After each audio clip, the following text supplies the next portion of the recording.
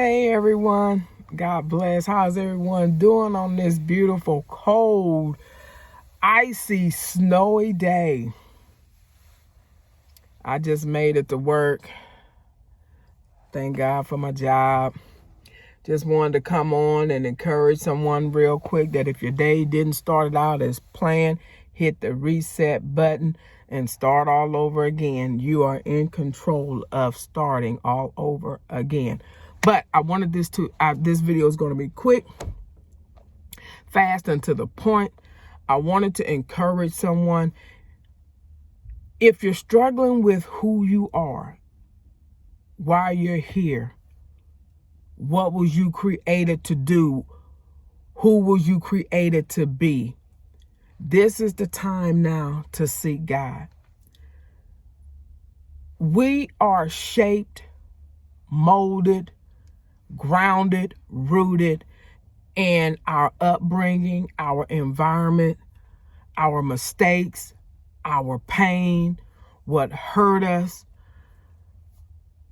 But God began to allow me to see. He brought back where he met the woman at the well. She thought it was water that she was coming to the well to get, not knowing that she need to have an encounter with Jesus. Different things in our lives will cause us to have a drought, to have a emptiness. You don't feel fulfilled. And you find yourself going to and fro, trying to fulfill that emptiness, that void. But I come to tell you, when you get to that place, when you've done this and you've done that and you've tried this and you've tried that, but you haven't tried Jesus, you haven't had an encounter with him that can tell you all things about who you are. He can tell you about your very existence. This is the time to be intentional. This is the time to know who you are, but most importantly, whose you are. I've been in a place for many years I didn't know who I was. I was what everybody needed me to be. I was who I thought I needed to be accepted, to be loved, to be acknowledged. But when you find out who you are, God will strategically put you in places of people that will accept you for who you are. I often thought I needed to change, not make a change, but I'm talking about make a change in who I was. And when you begin to change who you are, then who you going to become? Who you going to become? I had someone told me, said, God said, you don't have to change who you are. He is going to put you in the comfort of people that's going to accept you for who you are. And I come to let someone else know, because I didn't know. I thought you had to change to fit in. I mean, hey, it is what it is.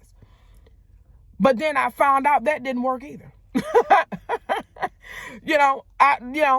That didn't work either. So just be true to who you are, because God will surround you with those that will accept you and love you for who you are. So with that being said, like I said, the Lord laid it up on my heart, because so many of us are struggling with who we are. And when you don't know who you are, you will settle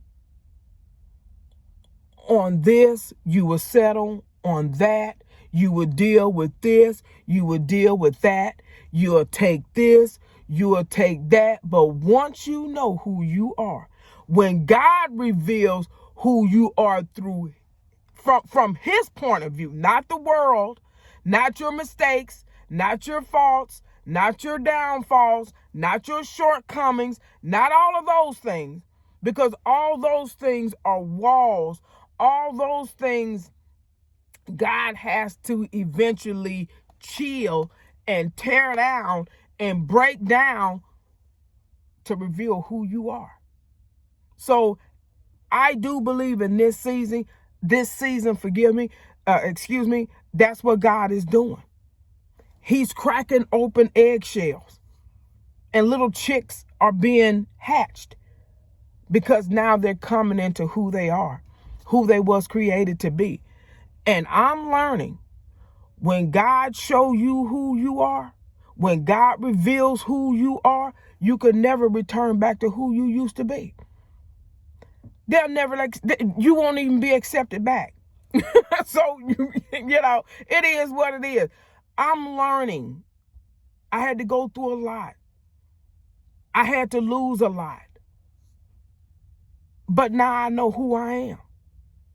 I'm still learning. God hasn't showed me the full picture of who I am. But he has showed me who I am not. I'll put it that way.